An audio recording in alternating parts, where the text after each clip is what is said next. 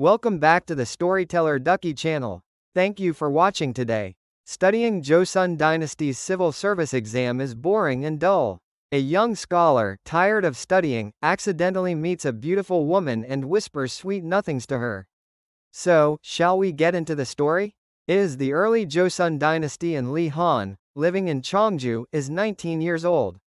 As the only son of the Lee family, he is nagged by his father every day to pass the civil service exam. "Have been locked in my study room since early morning, reading and rereading books, but the content just doesn't stick in my head." As he tossed and turned and changed several books, time passed and it became a full moon night. He feel like he failed at studying again today. He checked to see if the light was on in his father's room and it was off. Thank goodness. The full moon was really bright. He thought, this is a really pleasant evening. As he quietly and secretly went out the front door without his father knowing, the faint scent of cherry blossoms gently entered his nose. He hadn't noticed it because he was so absorbed in his studies, but spring was in full swing. He had been walking along a country road lined with cherry blossoms in full bloom for about 20 minutes. When he heard the sound of a ga ya coming from a low mountain ahead, he was very curious about where the sound came from and who was playing it. His feet moved toward the mountain without his knowledge. He had been walking uphill for about 10 minutes from the beginning of the mountain path. When he saw the lights of a 3-bay thatched house and the sound of the ga ya grew louder, he approached the house cautiously. Whoa, whoa, a beautiful young lady he had never seen in his entire life was playing the ga ya Boom, boom. His heart was pounding wildly. Lee Han pulled himself together, approached the girl, and spoke to her in a slightly trembling voice. "It seems very late at night, but you are still awake and playing the ga ya I was so captivated by the sound of the ga ya that I came all the way here, despite my rudeness." The sound of the music suddenly stopped. "Oh, what a surprise. How did you come to such a shabby place in the middle of the night? It's April, but the night air is still a little chilly. If you don't mind, why don't you have a cup of warm tea in my small room?" When Lee Han glanced at the young lady's face, he saw that her cheeks were flushed and she was looking embarrassed. He fell in love with her at first sight. Lee Han spoke to her while coughing in vain. "Oh, yes, then excuse me for a moment." As she said, her room was not very big, but it was cozy enough to give him peace of mind. "How can you be alone in the mountains? Aren't you afraid?" "This is the only place I can stay now. Sometimes I feel lonely and scared because I am alone. No one comes to this mountain house, so I really miss people. Is the heavens taking pity on me? I think it is not a coincidence that I met you. My name is Youngwal and I am 17 years old this year." "Young wall lady, I also think that it wasn't a coincidence that I met you like this. It's like a relationship made in heaven." In this way, Lee Han and Youngwal talked about this and that. Lee Han completely forgot all the difficulties he had experienced and fell deeply in love with Youngwal. It seemed like an hour or two had passed. Lee Han felt that time had passed quickly and told Youngwal that they should go home. He was so sad at this moment of separation. Youngwal looked at Lee Han and said her last words. "Mr. Lee Han, our meeting ends here today. From tomorrow, forget about me and focus on your studies. Then, you will definitely pass the exam in 2 years. Even if you come back here tomorrow without forgetting me, I will not be here." Lee Han, without hearing Youngwal's last words, said that he would definitely do so and returned home with a regretful face. Lee Han returned home and Youngwal was left alone in the thatched house. "I really hope to see you again, Lee Han."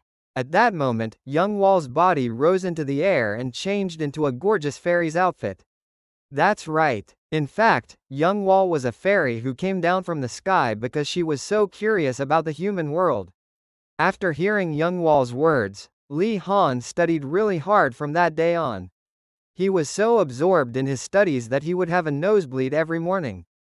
His parents were worried about him on the one hand, but they were also proud of him for studying harder than ever. 2 years passed by like that, and before he knew it, Lee Han had to go on a long journey to Hanyang to take an exam. The road from Cheong-gu to Hanyang was long and difficult, but he endured it again and again for the sole purpose of passing the exam. Was it the result of all that effort? Lee Han confidently achieved the passing score he had dreamed of, just as Youngwal had said. He felt like he was flying through the sky. Youngwal's thoughts were so desperate. He wanted to quickly return to Cheongju and meet Youngwal. Lee Han proudly returned to his hometown of Cheongju on horseback, showing off his dignity as a successful candidate. It was a tough and arduous journey up to Hanyang, but the journey back to Cheongju felt like commanding the world. The yellow ginkgo trees he encountered on his way home seemed to welcome him brightly. As soon as he arrived in Cheongju, Lee Han told his parents the good news of his acceptance. Lee Han's father kept dancing, shouting, "You are a great son, my son, you are a great son." Even as he looked at his father's happy face, all that was on his mind was the thought of going to see Youngwal. Father, I have somewhere to stop by for a bit, so I'll be back soon. Leaving his family behind and looking happy, Lee Han ran down the mountain path. Is she still there? Is her thatched cottage still there? 2 years have been a long time. Please, please. There is. Oh, thank you God. Youngwal, if you're inside, come out. Oh my, who is this? Mr. Lee Han, you passed the civil service exam. You are truly admirable. Come on inside. Oh my, Youngwal, it's so nice to see you again. I'm almost crying. Don't leave me now. Let's live together forever. Youngwal, I don't want to let you go again. Stop crying. I won't go anywhere else. 2 years ago, I knew you would pass the exam. And I also knew you would come to see me today. Actually, I am not a person from this Joseon. I am not a person from this land. I am a fairy from the heavenly kingdom. I came down from heaven knowing that you would come today. I love the pure heart you had for me. I can't feel that way in heaven. So I decided that I would like to live with you on this earth. There was chaos in heaven. How could you go against the laws of heaven and come down to earth to live with humans? But ever since I was born in heaven, I was so curious about the human world. That's why the day you first met me was the day I first came down to earth.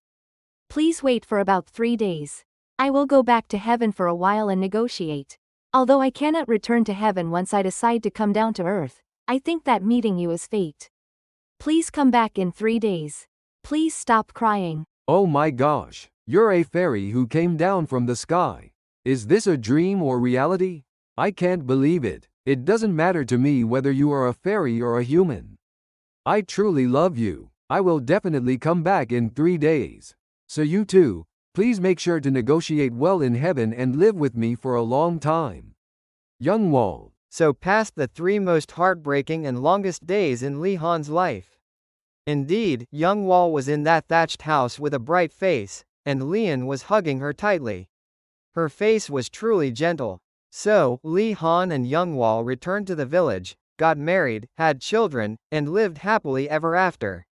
Did you enjoy the romance between a fairy who came down from the sky and a gentle-hearted young man? Look around you. Your lover or spouse might actually be a fairy or handsome man who came down from the sky.